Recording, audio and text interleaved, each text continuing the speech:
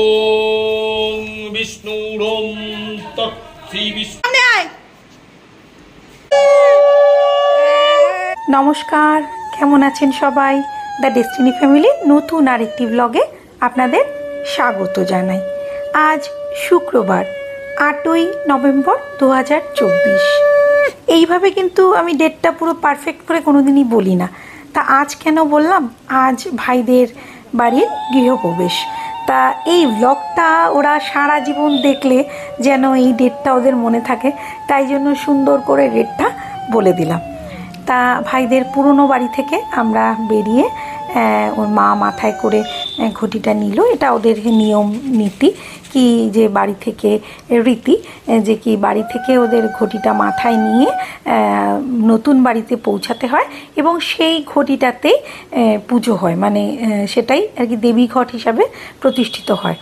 তা সেইটা মাথায় নিয়ে পিছনে আসছে, আমি সামনের দিকে একটু এগিয়ে চলেছি। খুব রোদ, তাকাতে পারছিলাম না। এই যে নতুন বাড়িতে পৌঁছে গেছি।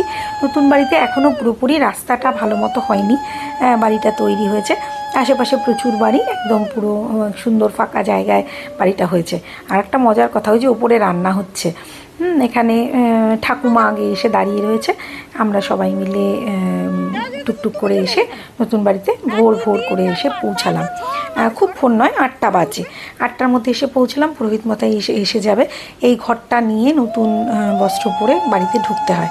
তা 5 জনেও লাগে, 5 জনেও মিলে মাকে ধরলো, দিয়ে এবার নতুন বাড়িতে প্রবেশ করেছে।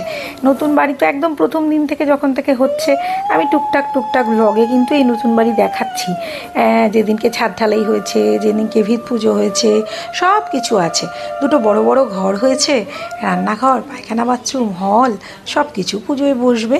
তা আমরা এই যে ঘরটা ঠাকুরমশাই এসে পেতেছেন, আর আমরা পুজোর সব জোগাড় করে দিয়েছি। তারপর এইবার পুজোয় বসবেন। তার আগে পুরো বাড়িটাকে তো সুন্দর করে ঘুরতে হয়। তা বাড়ির পেছন দিকটায় না যাওয়া যাবে না, মানে জঙ্গল রয়েছে। তাই জন্যে পুরোহিত মশাই বললেন বাড়ির উঠানটাকে, যে বাড়ির যে নজর দোষ কাটানো, যে বরণ করা, সেই যে প্রসেসটা গরু হাতে নিয়ে, বড় ভাই গরু হাতে নিয়ে যাচ্ছে। তা বড় ভাই সামলাতে পারছে না দেখে আবার ছোটো ভাই ধরেছে। ও তো খুব একটা গরু টরু ধরতে পারে না। তা আমি কিন্তু ক্যামেরার পেছনেই ছিলাম, স্নান করে সবে এসেছি। যাই হোক, তা আমাকে আবার ধরতে বললো বলে আমি ক্যামেরাটা একজনের হাতে দিয়ে আবার ঘুরতে লাগলাম। 5টা এও মিলে পুরো বাড়িটা ঘুরতে হয়, মানে বাড়িটাকে বরণ করে ঢুকতে হয়। তা সে বাড়িটার পেছন দিকটায় যাওয়া গেল না। সামনেই পুরোহিত মশাই গঙ্গাজল ছিটিয়ে বরণ ডালা নিয়ে যে নিয়ম অনুযায়ী যেটা করতে হয় মন্ত্রতন্ত্র বলে 5 জনেও নিয়ে সেই কাজটা করলো। এরপর গরুটাকে না ঘরে ঢোকানোর পালা, ভাইদেরই গরু। তা ঘরে ঢোকানোর পালা, কি প্রত্যেকটা ঘরে নিয়ে তার পদধূলি পড়বে গরুটার। তারপরে তাকে একটা ফল খাইয়ে তাকে আবার দেওয়া হবে আর কি। তা আগেকার দিনে তো নিয়ম ছিল এই গরুটা দান করে দিতে হয় ব্রাহ্মণকে। তা এখন তার সেই নিয়ম নেই। যাই হোক, গরুটাকে আমি একটা কলা দিলাম, ও খেলো। তারপর ওকে আবার বাড়ির ঘরের বাইরে নিয়ে গিয়ে ভাই আবার ছোটো ভাই আবার অন্য জায়গায় রেখে দিল। আমি এবার ভাই ধরে টানছে, আর মেঝে টানা পিছলা তো, তাই ও না আর সিঁড়ি দিয়ে উঠেছে। ওর তো অভ্যাস নেই সিঁড়ি দিয়ে, কি ওঠে, ও তো মাঠে থাকে, সিঁড়ি দিয়ে উঠেছে। তাই জন্য একটুখানি ভয় পাচ্ছে নামতে নিচের দিকে। তা আবার আস্তে করে ধরে ওকে নামানো হলো। এইবার বড় ভাই যে কই মাছগুলো, জ্যান্ত কই মাছগুলো ছাড়তে হয়, সেই কই মাছগুলো ঘরের মধ্যে ছাড়লো। এই মাছগুলো কোন দিকে যায় সেই দেখার জন্য একটা মাছ বাইরের দিকে গেল, 2টো মাছ ঘরের দিকে। আমি বলছি, কী রে, এই মাছটা বেঁচে আছে তো? হ্যাঁ, শেষমেশ দেখা গেল ওই মাছটা বেঁচে আছে। ভাইয়ের ঠাকুমা আবার কি ডাকছে, আয় এদিকে হাত দিয়ে। একটু হাসি লাগলো আর কি। যাই হোক, উনি ঘরে এই দাদা বসে পড়েছে পুজোতে, মানে প্রথম আর কি বসলো পুজোতে। পুজোটা শুরু হলো, পুজোটা শুরু করছে। এবার ভাইদের তো লাগবে, পুজোর সংকল্প হবে, তবে না পুজোটা শুরু হবে। তা আমি ভাবলাম যে পুজোটা শুরু করতে করতে আমি যাই একটু উপর দিকে দেখে আসি রান্নাটা কি হচ্ছে। রান্নার জন্য সব ছেলেরা আছে। তা আগের দিন রাত্রিবেলায় আমরা রান্নার সব জিনিসপত্র গুছিয়ে টুছিয়ে দিয়েছি, ভাই যা এনেছে। তা এখন সকালবেলায় আজকে আর দেখতে পারিনি কোথায় কি হচ্ছে, তাই এক ফাঁকে দেখে এলাম। আবার আলুর দমটা হচ্ছিল। তা এইখানে পুজোয় বসে গেছে, যজ্ঞের পাত্রে ছোট ভাই বালিটা ঢেলে দিল। এবার ওরা 2 ভাই বসবে, সংকল্প হবে। 2 ভাইকে দিয়ে সংকল্প করিয়ে নিয়ে পুজো শুরু হবে। গৃহপ্রবেশের যে নারায়ণ পুজো আর কি, সেইটা শুরু হবে। দুই ভাই সংকল্পে বসেছে, আমরা সবাই পুজোর সব জোগাড় টোগাড় করে দিয়েছি, করে দিয়ে আমরা পাশে বসেছি। আমরা অঞ্জলি দেব, সবাই আমরা না খেয়ে রয়েছি, যারা যারা অঞ্জলি দেব অনেক লোকই রয়েছি আমরা না খেয়ে, প্রচুর পুজোর লোক রয়েছি। তা ভাইদের সংকল্পটা করিয়ে নিয়ে দাদা এবার নারায়ণ স্নান করাচ্ছে, নারায়ণ স্নান করিয়ে নিয়ে পুজোর যে মূল পর্ব সেটা শুরু হবে। আমি আবার ঠাকুরকে কী কী দেওয়া হয়েছে সেগুলো আবার একটুখানি দেখিয়ে নিই। সিন্নিটা কি সুন্দর করে সাজিয়ে দিয়েছি আমি, কি ভালো লাগছে দেখতে। যাই হোক, এইভাবেই পুজো শুরু হয়ে গেল, পুজো চলতে লাগলো।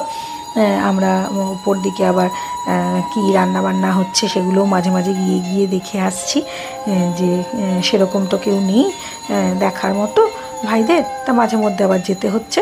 এটা ভাইয়ের বড় বোন, খুড়তুতো বোন। আর যখন আমি আসছিলাম তখন ওর ছোটো বোন আমার সাথে ছিল। ও এখন আপাতত আছে, ওই যে ঘন্টা বাজাচ্ছে, আমি বুঝছি বোধহয় পিছনে নেই, তা পিছনে ছিল। ও খুড়তুতো দুই বোন, বড় বোন আর ছোটো বোন। পুজো চলতে লাগলো, পুজোর আয়োজন যা করেছে আর কি। আর দাদা আবার নারায়ণ ব্রত কথা পাঠ করতে লাগলো। আমরা আবার চুপ করে মন দিয়ে নারায়ণের যে কথা সেটা বেশ সুন্দর শুনতে লাগলাম সবাই মিলে। দাদা সবাইকে চুপ করিয়ে নিল, কি যে সবাই চুপ করো, ব্রত কথাটা শুনতে হয়, নারায়ণের যে কথা সেটা আমরা শুনতে লাগলাম। তারপরে তো যজ্ঞ, আর এই যজ্ঞর পরেই আমরা আবার অঞ্জলিটা দেব। তাই যজ্ঞটা চলছে। যজ্ঞর অগ্নিশিখাটা কিন্তু খুব সুন্দর উপর দিকে উঠেছে, খুব ভালো লাগছে দেখতে। তা আমরা আবার সবাই মিলে বললাম যে যজ্ঞের শিখাটা যেন খুব উপর দিকে ওঠে, একদম ছাদ অবধি যেন ছোঁয়। তা দাদা সেটাই, পুরোহিত মশাই সেটাই চেষ্টা করছে, কি যতটা যজ্ঞের আগুনটা সুন্দর করে তোলা যায়। তা খুব সুন্দর, প্রচুর দূর উঠেছিল যজ্ঞের আগুনটা, আমরা তাতে খুব খুশি হলাম। এবং চারিদিকে না আমরা জানলা টানলাগুলো বন্ধ করে দিয়েছিলাম, যে হাওয়া আসছিল, বাড়িটা তো খুব ফাঁকা জায়গায়, চারিদিক দিয়ে হাওয়া ঢুকছিল, ফ্যান তো বন্ধ করে দেওয়াই হয়েছিল, তারপরেও যজ্ঞের আগুনটা নড়ছিল তখন, তাই জন্য চারিপাশের জানলা দরজাগুলো বন্ধ করে দেওয়া হলো, যাতে সুন্দর যজ্ঞের আগুনটা থাকে। তা এই তো কি সুন্দর সবাই মিলে। এরপর তো খাওয়া দাওয়ার পালা, দুপুরের খাওয়া দাওয়া পর্ব তো একটা আছেই, সেই জন্য লোকজন আসতে শুরু করে দিয়েছে। পুজোটা তো প্রচুর সময় ধরে হয়। আমরা এরপর অঞ্জলি দিলাম, দাদা আরতি করছে। অঞ্জলি দেওয়ার পর্বটা মানে আমরা সবাই মিলে দিয়েছি, সেই সময় আর অঞ্জলি যে দিচ্ছি সেটা আর তোলা হয়নি। দাদা আরতি করলো, সবার মাথায় চামড় দিয়ে আশীর্বাদ করে দিল। এরপর একে একে পুজোর যে শেষ পর্বে আমরা এসে দাঁড়ালাম। আরও প্রচুর লোক পেছনে আস্তে আস্তে এসে পড়েছে, দুই ঘর ভর্তি লোক একদম সবাই। তা আমরা বললাম চলো এক এক করে উপর দিকে খাবারের দিকে এগোই। তা এই যে দুই ঘরে প্রচুর লোক, এক এক করে সবাইকে নিয়ে যেতে লাগলাম। এইটা উপরে একটা ঠাকুর রাখার মতো জায়গা করা হয়েছে, তা সেটা এখনও রেডি হয়নি, তাই জন্য পুজো নিচেই হলো। আমরা সবাই এদিকে উপরে গেলাম, দেখি চেনা জানা প্রচুর লোক খেতে বসে গেছে, তাদের পেছনে একটু লাগলাম যে এসেই খেতে বসে গেছো। বেলা হয়ে গেছে, অনেক বেলা, পুজো হতে হতে, গৃহপ্রবেশের পুজো তো হতে অনেক সময় লাগে, তাই পুজো হচ্ছিল। এরপর আবার এই খাওয়া পর্ব মিটতে তো বেজে গেল 4টে, 4:30, সব সম্পূর্ণ হয়ে আর কি। এই যে ছোটো বোন খেতে বসেছে, তা আমি আবার বললাম বেশি যেন খাস না, ও বড় বোনের মেয়েটাকে নিয়ে বসেছিল। যাই হোক, এরপর বিকালবেলায় না কীর্তন দেওয়ার ব্যবস্থা হয়েছিল, তা সেই কীর্তন হয়ে চলেছে। তাই এইভাবেই তো আপনাদের সঙ্গে সব ব্লগ শেয়ার করে চলেছি। অনেকেই আছেন দ্য ডেস্টিনি ফ্যামিলি দেখেন, হয়তো এখনও সাবস্ক্রাইব করে উঠতে পারেননি, আশা করব তারা সাবস্ক্রাইব করে আমার চ্যানেলের পাশে থাকবেন। পাশে থাকা বেল বাটনটা ক্লিক করতে ভুলবেন না। লাইক কমেন্ট শেয়ার তো চাই। আর ফেসবুক পেজ থেকে যারা দেখতেন, যারা পেজটাকে একটু ফলো করে নেবেন। হ্যাঁ, আর একটা কথা, আর একটা নতুন চ্যানেল দ্য ফানি ডেস্টিনি সেটা ওপেন হয়েছে, সেটাতে খুব একটা অ্যাক্টিভ থাকতে পারছি না, তবে সেটা অ্যাক্টিভ হয়ে যাবে, বারবারই বলি। তার ডেসক্রিপশান নিচে লিঙ্কটা ডেসক্রিপশান বক্সে দেওয়া থাকবে, তা সেটাও একটু সাবস্ক্রাইব করবেন। লাইক কমেন্ট শেয়ার তো চাই। সেটা কিন্তু প্র্যাঙ্ক চ্যানেল, সম্পূর্ণই ফানি, সবাইকে হাসানোর জন্য আনন্দ করে সেই চ্যানেলটা করা হয়েছে। অবশ্যই সেটাই অ্যাক্টিভ থাকবো আস্তে আস্তে। তা আজকের মতো ব্লগটা এখানেই শেষ করলাম। সবাই মিলে খুব নাচানাচি করছে, খুব আনন্দ করছে। কীর্তন যে পর্ব, এরপরে আবার রাতের খাওয়া দাওয়া আছে, সবাই মিলে রাতের খাওয়া দাওয়া করে আজকের মতো দিনটা বেশ মজা করেই কাটলো। পরের ব্লগে আবার আপনাদের সঙ্গে দেখা হবে।